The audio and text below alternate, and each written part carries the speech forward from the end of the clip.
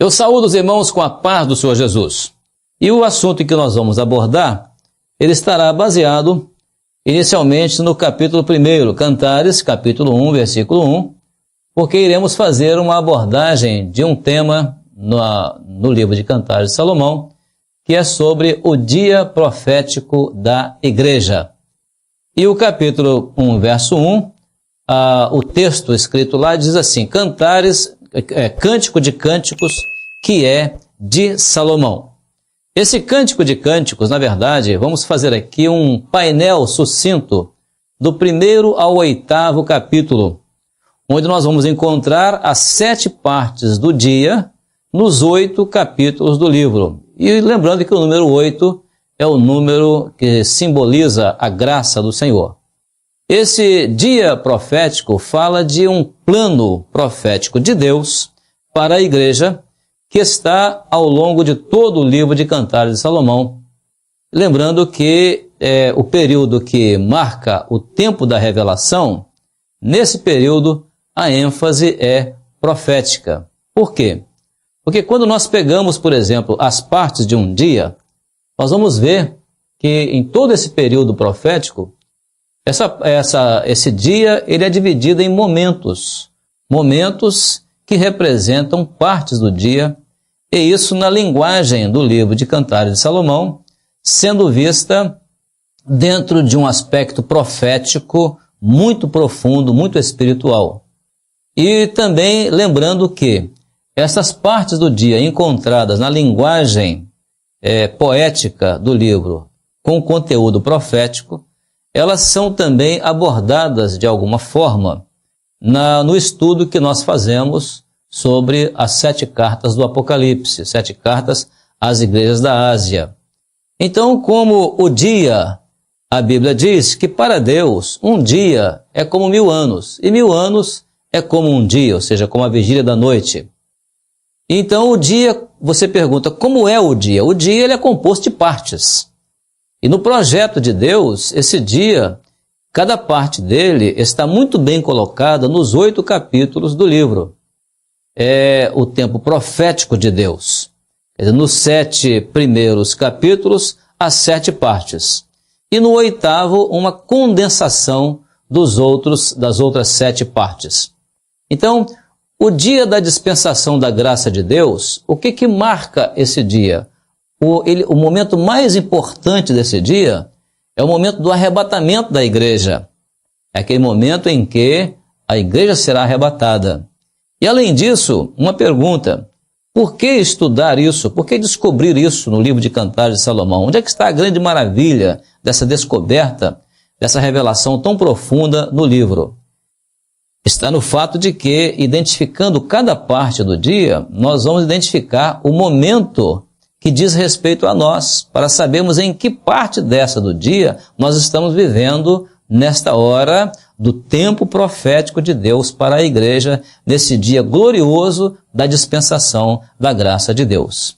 Mas muito bem, só que antes de o dia amanhecer, existe uma parte do dia que é antes do amanhecer. Essa parte é chamada de madrugada. É aquela parte em que você pode ver pela estrela da alva que o dia vai amanhecer. O que é isso? Isso é uma forma como no Velho Testamento também a palavra apontou profeticamente para esse grande dia da igreja. O profeta Isaías, por exemplo, chegou a chamar esse dia de o dia em que um povo que andava em trevas viu uma grande luz. Quer dizer, lá no tempo da velha dispensação, ou seja, ainda na madrugada do dia, o Senhor estava falando através dos profetas a respeito desse dia, a luz da salvação que iria raiar para os gentios. Quando Deus vai passar a trabalhar com a igreja. Malaquias, por exemplo, encerra no livro dele, o capítulo 4, verso 2, usando a expressão: para vós que temeis o meu nome, nascerá o sol da justiça. Então aí, esse sol da justiça, esse dia profético de Deus, nós vamos ver nitidamente as partes dele no livro de Cantares de Salomão, como, por exemplo, a primeira parte, que é o amanhecer do dia, ou seja, amanhã. Onde é que nós vamos ver isso? Em Cantares capítulo 1, verso 5 e verso 6. Ali você vai ver no capítulo 1, verso 5 e 6, antes de chegar lá, nós vemos logo, por exemplo, o verso 2. Quando você abre o livro, eu até faço uma recomendação que você acompanhe este assunto com a Bíblia aberta para examinar os versículos que nós vamos citar. Por exemplo, no versículo 2 do capítulo 1, a primeira expressão do amanhecer do dia está na expressão da noiva para com o noivo, da igreja para com o Senhor. Quando ela diz assim: beije-me ele com os beijos da sua boca, porque melhor é o seu amor do que o vinho. O que essa linguagem poética mostra profeticamente? Ela mostra o contato pessoal de Jesus com seus discípulos. Como foram os seus milagres, a igreja que presenciou os milagres de Jesus, a igreja que ouviu a palavra direta dele para a igreja. Então, esse foi o momento do amanhecer do dia, quando o primeiro contato da igreja com o Senhor. Você vai ver depois no versículo 5, versículo 6, quando ela fala da cor morena: não olheis eu ser morena, porque o sol resplandeceu sobre mim. Isso é o Pentecostes. Uma igreja gentílica, por isso a cor morena, uma mistura de raça. A igreja composta de todas as nações, povos e línguas, e o Espírito Santo desceu sobre a igreja, marcando ali, por exemplo, a identidade da igreja. A igreja seria universal, ou seja, uma igreja composta de pessoas de todas as nações, todos os povos, todas as línguas, porque o Espírito Santo desceu para que a igreja fosse batizada com o Espírito Santo através do derramamento do Espírito Santo no Pentecostes. Aí logo em seguida vem o meio-dia. O que tem o meio-dia? O meio-dia é uma expressão do capítulo 1, verso 7, quando fala ali: onde apacentas o teu rebanho ao meio-dia. Esse momento os irmãos percebem que ele vem rápido. Ora, se nós tivéssemos de dividir as partes do dia, nos 8 capítulos do livro, nós iríamos colocar o meio-dia no meio. Mas o meio-dia vem logo no início. Por quê? Porque o tempo profético é diferente do tempo histórico. Você pega, por exemplo, na Bíblia, o tempo profético é o tempo de Deus. Mas o tempo histórico, ele é contado pelas horas do relógio. E o tempo profético, ele mostra um tempo incontável, que não se conta. O profético não está sujeito ao histórico. Então, por isso, nós voltamos aqui para mostrar por que o meio-dia vem logo no início. Porque aqui está mostrando um momento especial em que a igreja está sendo apacentada, ou seja, a igreja ali no seu início está recebendo as cartas dos apóstolos, ela está recebendo a doutrina ali de Atos capítulo 15, quando os apóstolos enviaram a doutrina para a igreja. Era exatamente o sol da revelação incidindo sobre a igreja. Por que meio-dia?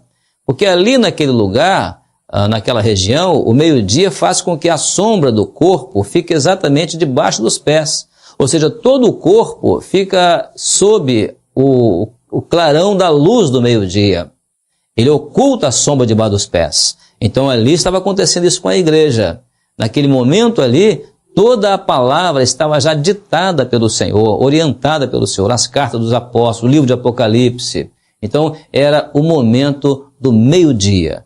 Esse momento também foi marcado por um certo calor do dia, que é um momento quente do dia. Por quê?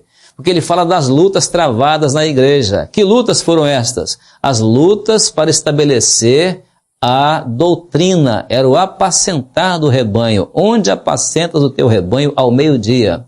Era o Espírito Santo usando ali os apóstolos para que a doutrina fosse estabelecida no meio da igreja.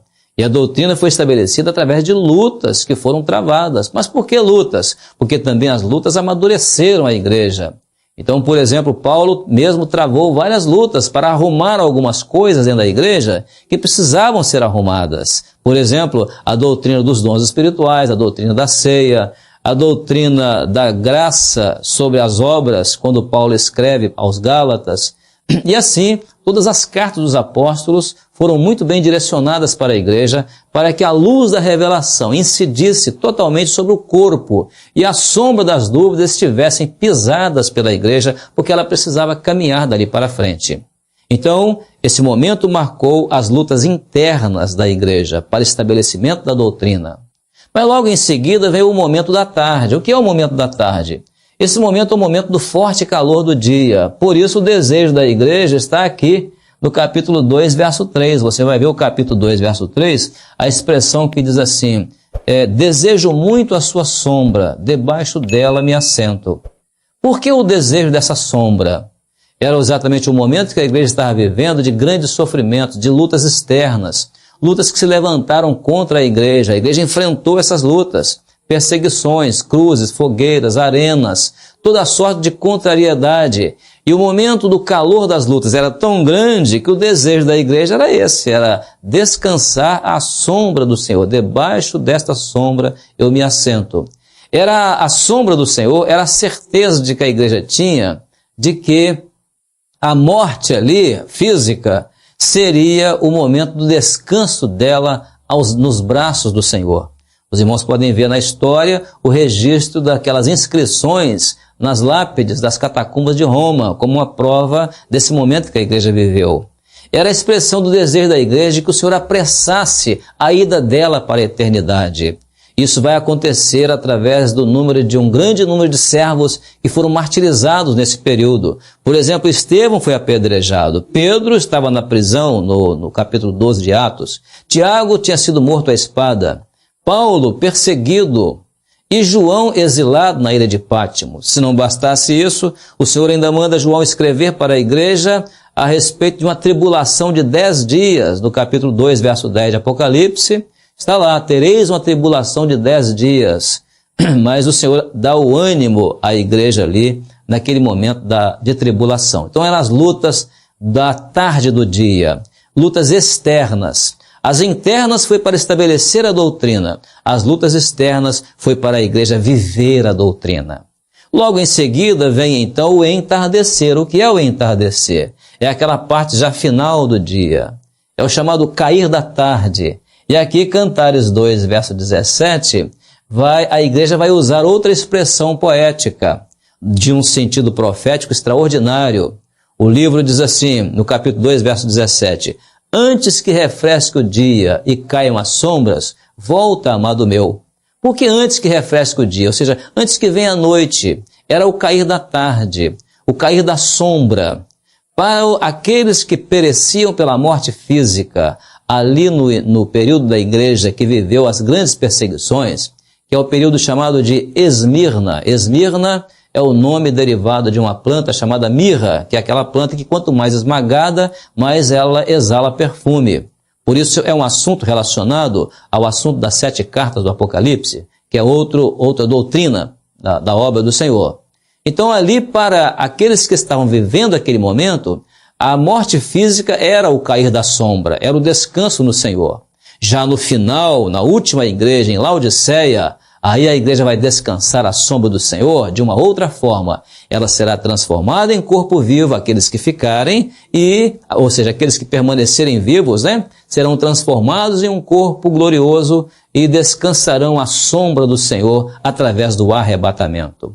Por isso a expressão volta, amado meu, é final do dia. Então é o anseio da igreja, naqueles dias, da volta do Senhor. Porque os irmãos queriam descansar, o arrebatamento da igreja será exatamente o grande descanso para a igreja das suas grandes lutas travadas aqui neste mundo. E eu quero chamar a atenção dos irmãos agora para um quadro aqui relacionado a esta expressão, antes que refresque o dia.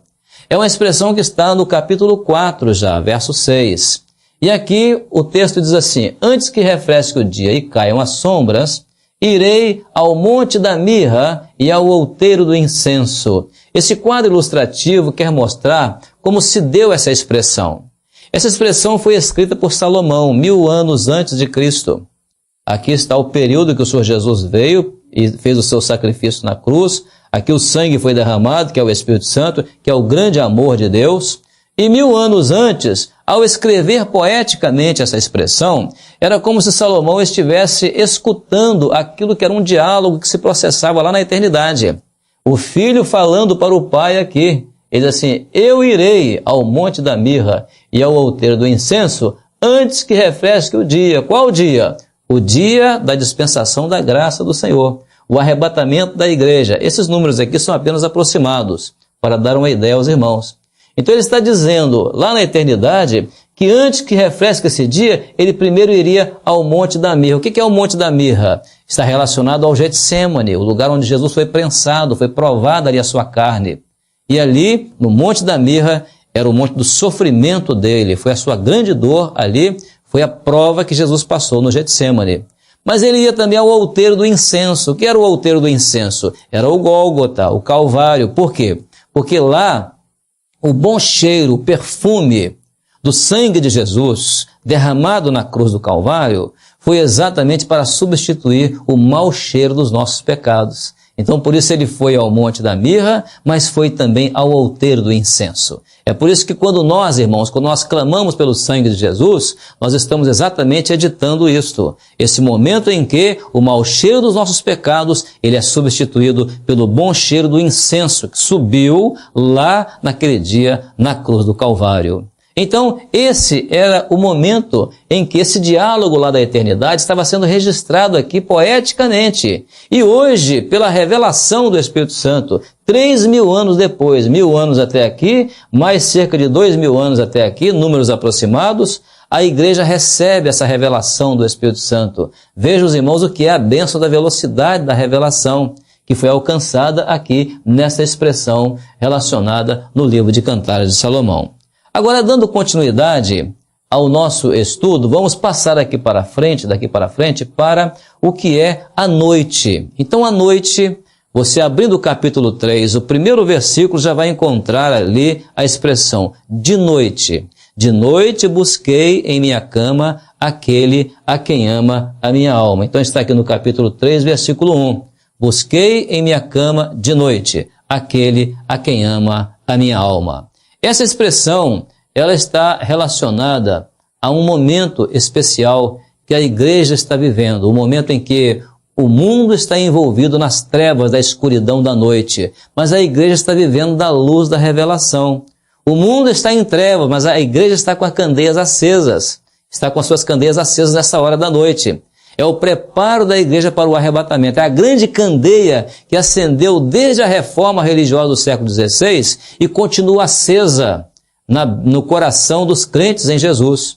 Essa hora, o capítulo 3, por exemplo, se você for lá no versículo 8, não está citado aqui, você vai ver a expressão temores noturnos. Então diz assim, todos armados de espada, destos na guerra, por causa dos temores noturnos. Por que os temores noturnos? Porque eles estão relacionados às trevas, à escuridão, à apostasia, ao momento de dúvida que o mundo está vivendo nele, e isso tentando influenciar a igreja. Mas nós temos a bênção da espada à cinta. O que é a espada à cinta? É a palavra consultada, a palavra revelada, a consulta ao Senhor através da palavra. Ou seja, não é usando Bíblia para decorar versículo ou para concurso bíblico. A palavra é além da letra, não é a palavra na letra. Então, isso está relacionado a essa expressão do momento da noite. Passando o momento da noite, um aspecto interessante que nós queremos chamar a atenção dos irmãos é quanto ao último versículo do capítulo 4, porque ele fala de um momento da noite próximo, bem próximo do momento do arrebatamento da igreja. Olha o que diz lá, capítulo 4, verso 16. Levanta-te, vento norte, e vem tu, vento sul. Assopra no meu jardim, para que se derrame os seus aromas. E uma expressão gloriosa da igreja nesse momento está lá no final desse versículo, que diz assim, ah, se viesse o meu amado para o seu jardim, e comesse os seus frutos excelentes. É interessante essa expressão, porque o Senhor está mostrando ali um momento muito próximo da meia-noite.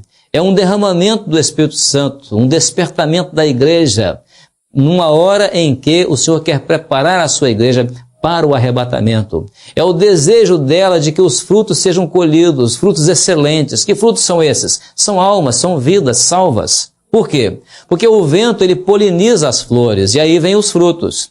Então isso está relacionado a uma poderosa operação do Espírito Santo nessa última hora para que as flores, ou seja, os dons espirituais, produzam os frutos. Quais são os frutos? Os frutos da intercessão, os frutos da oração, os frutos do amor uns pelos outros e os frutos resultados dos dons espirituais. Porque o Senhor não vai colher flores, Ele vai colher frutos. vidas salvas através dos dons espirituais. E aí, nesta hora, o desejo grande da igreja é que o Senhor venha logo. Ah, se Jesus viesse logo, para não se perder nenhum desses frutos. E aí vejam os irmãos que, encerrando o capítulo 4, verso 16, com essa expressão da igreja, ah, se o Senhor viesse logo, imediatamente nós vamos ver agora o momento da meia-noite, que é o versículo seguinte, que é o capítulo 5, verso 1. Como é que começa o capítulo 5, verso 1? Ele começa dizendo assim: já vim para o meu jardim, irmã minha, esposa minha, ou minha esposa. Por que ele usa a expressão irmã? Porque ele está relacionado a uma igreja que tem o mesmo sangue dele, ou seja, o mesmo Espírito Santo, a igreja que ele a batizou com o Espírito Santo. E por que esposa? É a igreja já arrebatada. Ou seja, a igreja que tem o compromisso com o Senhor. Compromisso, esposa fala de casamento, é compromisso com o Senhor. E vejam os irmãos que a expressão ela é rápida, já vim. Já vim por quê? Porque é num piscar de olhos, é num abrir e fechar de olhos. Conforme Paulo diz em 1 Coríntios 15. E a expressão bebei abundantemente, ó amados, é a expressão do banquete da igreja com o Senhor após o arrebatamento. Lá o Senhor vai dizer para a igreja: vinde benditos de meu Pai, possuí por herança o reino que está preparado para vós desde a fundação do mundo. O Senhor vai julgar, vai dar à igreja o galardão dizendo: foste fiel no pouco, sobre o muito te colocarei. Então agora o texto vai começar a descrever ali, a partir do capítulo 1 e 2, como estava a igreja quando o Senhor chegou para arrebatá-la. Como é que estava a igreja? O capítulo 5, verso 1 fala de uma igreja que subiu, foi arrebatada. Mas o capítulo 5, do 2 em diante, vai falar de uma igreja que ficou. E ficou por quê? Porque dormia. Olha a expressão do verso 2. Eu dormia, mas o meu coração velava. Então era uma igreja que dormia o sono da vida espiritual. O que adiantava o coração velar se os olhos estavam fechados, estava sem revelação, estava mergulhada na noite? Essa igreja, ela vai ter muitas desculpas para dar ao Senhor. Verso 3, verso 4, verso 5. Quando você chegar no verso 6, você vai ver lá a desculpa da igreja que ficou. Ela vai dizer assim: eu abri ao meu amado, mas o meu amado já se tinha retirado e se tinha ido. A minha alma se derretia quando ele falara. Busquei-o e não o achei, chamei-o e não me respondeu. Então é uma igreja que vai ficar. Por quê? Porque ela não tem compromisso com o Senhor. A sua maneira de servir ao Senhor foi apenas emocionalista, cheia de emoções, cheia de tantas coisas assim, carnais, materiais, e não é nada espiritual. Então uma igreja que ficou a partir do verso 2. Agora, no capítulo 6, ali em diante, nós vamos ver agora a última parte do dia, a aurora do novo dia. O que é a aurora do novo dia para a igreja? Veja os irmãos que a meia-noite vai marcar um instante na história da igreja. O instante em que, a partir daí, o mundo vai continuar existindo. Mas para a igreja, a meia-noite vai marcar a aurora do novo dia, porque vai raiar o novo dia para a igreja. O mundo permanecerá nas trevas da escuridão da noite, mas para a igreja o novo dia irá raiar no arrebatamento dela. Então, Cantares capítulo 7, verso 12, vai falar sobre isso. Antes, se você pegar o capítulo 6, por exemplo, no verso 10, você já vai ver ali os albores deste novo dia. Quando diz assim: quem é esta que aparece como a alva do dia? Por que a alva do dia? Era exatamente a expressão do novo dia, do raiar do novo dia, da aurora do novo dia para a igreja. Então, ela é formosa como a lua. Por quê? Porque a lua reflete a luz do sol. Então, é a igreja que refletiu a revelação de Jesus. Ela é brilhante como o sol. Por quê? Porque a candeia dela estará acesa para sempre. Jesus será a luz que vai brilhar eternamente na vida da igreja. É o brilho da revelação do Senhor. No capítulo 6, no verso 12, ainda antes de chegar no 7, nós vamos ver a descrição ali dos detalhes do arrebatamento da igreja. Como a igreja conta como se processou. É como se alguém lá na eternidade perguntasse: como é que foi o seu arrebatamento? E ela vai contar detalhes, ela vai dizer o seguinte: antes de o sentir, ele me pôs nos carros do meu povo excelente, ou do meu nobre povo. Então era mostrando ali o momento exato do arrebatamento da igreja, antes de o sentir, ou seja, foi num abrir e fechar de olhos, foi na rapidez de um relâmpago. O capítulo 7, por exemplo, vai falar da igreja lá com o Senhor, passando as noites na aldeia. Que noites são estas? São as noites que o mundo estarão aqui. O mundo estará aqui mergulhado nelas. A noite da grande tribulação. Mas nesta noite, nesta hora, a igreja estará nas aldeias com o Senhor, ou seja, nos tabernáculos eternos com o Senhor. O verso 11, por exemplo, vai mostrar o momento do gozo da igreja nas bodas do Cordeiro, enquanto o mundo estará aqui vivendo um terrível período de tribulação, a igreja fiel, ela estará nas bodas do Cordeiro.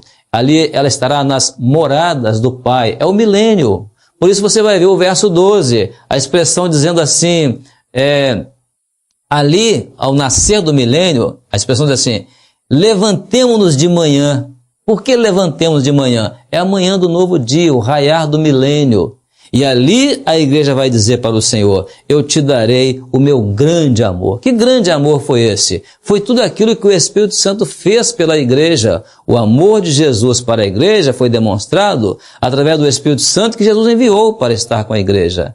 E aí esse amor, ele trabalhou com ela e o resultado desse trabalho, ela vai manifestar ao Senhor Jesus. Ela vai dizer para ele tudo aquilo que o Espírito Santo ensinou para ela. E ele vai ver isso e ele vai ficar satisfeito. Isaías 53 já falava sobre isso. Ele verá o fruto do seu glorioso trabalho e ele ficará satisfeito. A partir daí, ainda sobre a aurora do novo dia, nós entramos no capítulo 8. O que vai acontecer no capítulo 8? Ali vai falar do encontro eterno da igreja com o Senhor. A igreja que sobe do deserto, do mundo. A igreja que tem o selo do amor do Senhor, que é aquele selo de brasas de fogo. É a igreja que as muitas águas não apagarão o eterno amor da igreja com o Senhor. Ou seja, nada mais do mundo vai extinguir o Espírito Santo na vida da igreja. E a partir dali, os versos seguintes, verso 14, por exemplo, vai falar do desejo ardente da igreja de que o Senhor volte. Ela expressa isso para o Senhor do seu amor. Ela vai dizer que valeu a pena ele ter voltado, porque agora ela será introduzida pelo Espírito Santo para sempre, para tomar posse das moradas do Pai.